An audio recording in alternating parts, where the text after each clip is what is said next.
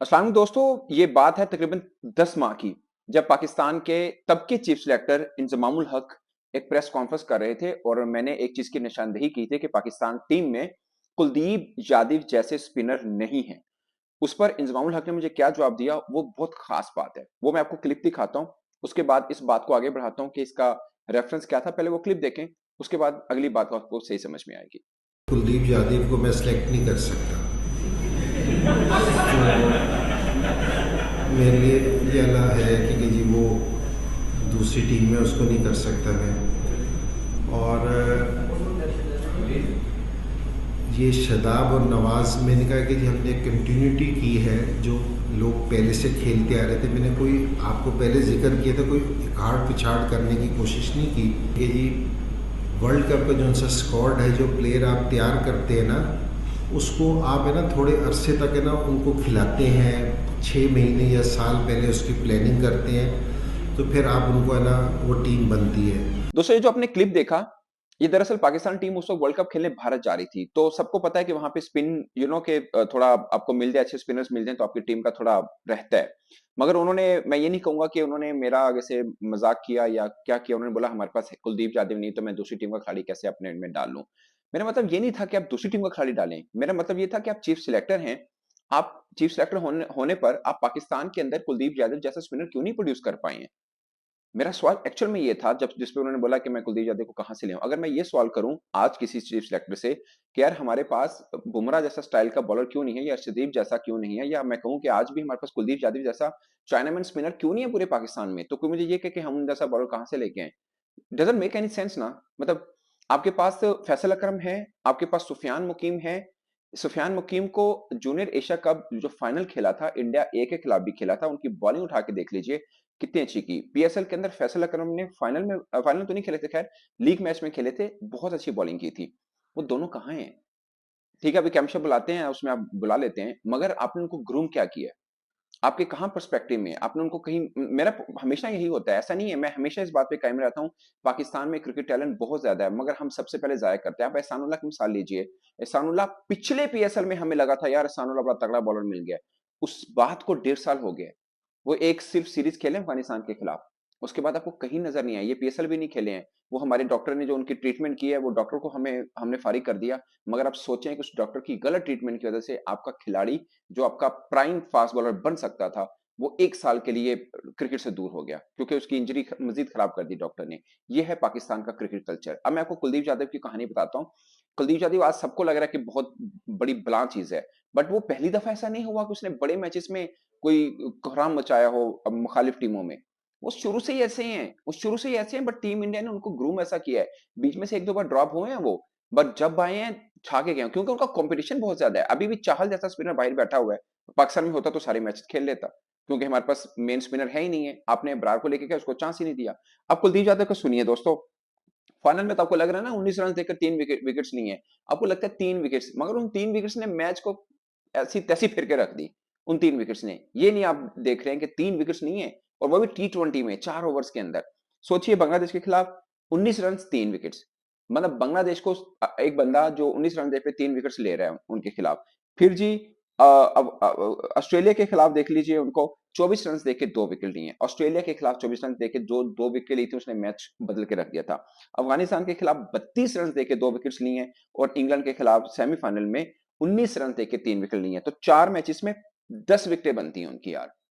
4 matches में 10 10 विकेटें 4 match में जो बॉलर लेता है। अभी उनका जिक्र ही कहीं नहीं है, इंडिया वाले कहीं जिक्र नहीं करते हैं, क्योंकि वो जिक्र कर रहे हैं बुमराह का, अर्शदीप का होता है, फिर आके कहीं कुलदीप का जिक्र होता है। मुझे लगता है कि वो दो ही तो बड़े बॉलर है उनके अंदर, एक बुमराह है, एक बीच में कुलदीप है। ऊपर वो नहीं स्कोर बनने देते, नीचे ये नहीं बनने देते, ऊपर वो आउट करते, नीचे ये आउट करते हैं। और ये कहानी इस T20 वर्ल्ड कप में नहीं है भाई, 2023 में भी उठा के देख लें, यही कहानी चली है। पूरे के पूरे मैचेस में उठा के यही, ये मैं हमेशा कहता रहा हूँ। उस वक्त तो जडेजा भी, जो रविंद्र जडेजा हैं, उस वक्त वो बड़ी अच्छी बॉलिंग करे थे, अभी थोड़ा फीके पड़ रहे हैं वो। उस वक्त इनका बड़ा अच्छा कॉम्बिनेशन ट्राई का बना हुआ था। बीच में शामी जो बॉलिंग कर रहे थे, वो तो तबाहकुन बॉलिंग थी। अभी जो इंडिया की है वो भी बहुत अच्छी बॉलिंग है। उस वक्त शामी बड़ी अच्छी बॉलिंग कर रहे थे, उनका सीम इतना जबरदस्त होता है जब हमारे खिलाड़ी कहते थे कि चिप पाव के बॉल स्विंग हो रही है। तो ये था दोस्तों, मेरा मकसद ये था कि भाई हमने कुलदीप यादव क्यों नहीं प्रोड्यूस किया, या हमने ग्रूम क्यों नहीं किया। अब मैंने आपको दो चाइनामैन स्पिनर तो मैंने बता दिए। मैं कोई चीफ सेलेक्टर नहीं हूँ, मैं कोई सिलेक्टर नहीं हूँ। मैं एक आम सा नॉर्मल एक कॉमन जर्नलिस्ट हूँ, जो मुझे पता है ये 2 हैं, तो सिलेक्टर को तो बहुत पता होना चाहिए, बट हमारे यहाँ सिलेक्टर का क्राइटेरिया क्या है? वो पाकिस्तान टीम के साथ सैर-सपाटा करने तो आ जाएँगे, मगर वो डोमेस्टिक क्रिकेट नहीं देखेंगे जहाँ पे उनको अंदाज़ा हो कि यार हमें क्या चाहिए? हमें एक अच्छा फास्ट बॉलर ऑल-राउंडर चाहिए, हमें एक अच्छा स्पिनर चाहिए, आपको चैंपियंस ट्रॉफी के लिए भी चाहिए। तो सिलेक्टर का काम है जितने भी डोमेस्टिक मैचेस हम देखें, हो सकता है आपकी नज़र में कोई अच्छा आ जाए, जो मैंने 2 नाम गिनाए हैं, इनसे आपको अच्छा मिल जाए। बट ट्राई तो कीजिए, आप ढूँढे तो सही, उसको ग्रूम तो करें। कम में रखें, आप उनको टीम में मत खिलाएँ बट कम में रखें। अब आप चैंपियंस ट्रॉफी के लिए अभी आपके पास कौन-सा स्पिनर है एट द मोमेंट? एक मेहरान मुमताज़ हैं, जिनको आपने बिल्कुल ही साइडलाइन किया हुआ था। आप इमाद वसीम को ले आए और उनको बता दिया कि अब 2 साल और पीछे चले गए हैं। मतलब आप एक पुराने बंदे को लेके आए हैं, तो जो नया खिलाड़ी जो भी समझ रहा था कि मैं नॉक कर रहा हूँ पाकिस्तान टीम के दरवाजे पर, आपने पुराने खिलाड़ी को बुला के मैसेज दे दिया कि भाई तुसी 2 साल और पीछे रहो। आपके पास अब ना ऑफ स्पिनर है, ना आपके पास लेग स्पिनर, एक उसामा मीर है और अबरार हैं, अबरार को आप खिलाते नहीं हैं, उसामा मीर को आप डालते नहीं हैं। और ऑलराउंडर स्पिनर कौन-सा है? एक उसामा मीर बचते हैं, उनके साथ हमें थोड़ा पर्सनल इश्यू बन चुका हुआ है, हमारे सिलेक्शन कमिटी में किसी साहब का, तो वो इसलिए वो टीम में नहीं होंगे। फास्ट बॉलिंग ऑलराउंडर आपके बॉलिंग कोच कहते हैं कि हमें अब्दुल रज़ाक मिल गया है आमिर जमाल की शक्ल में। मैं खैर उनको अब्दुल रज़ाक नहीं कहता, बट हमारे बॉलिंग कोच कहते हैं, फिर टीम में नहीं डाला।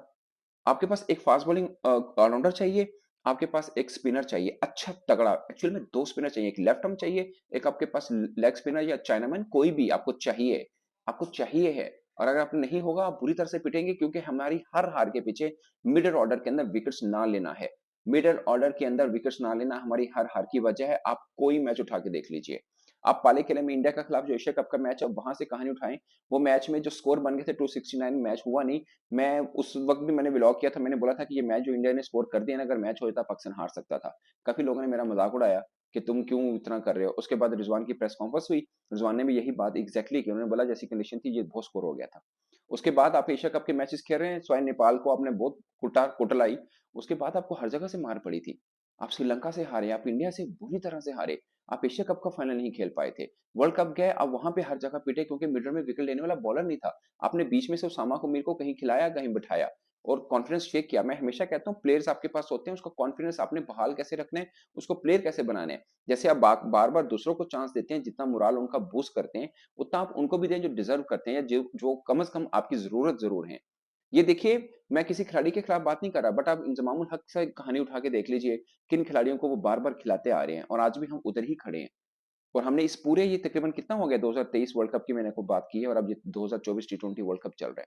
एक ही मर्ज़ लिए हम फिरते हैं और हमारा क्रिकेटिंग नेशन जिसमें पूरे मुल्क में एक खेल खेला जाता है, हमारे पास उस मर्ज़ की दवा नहीं मिली है। उस बीच में कई चीफ सेलेक्टर आए हैं, कई चीफ सेलेक्टर आए हैं।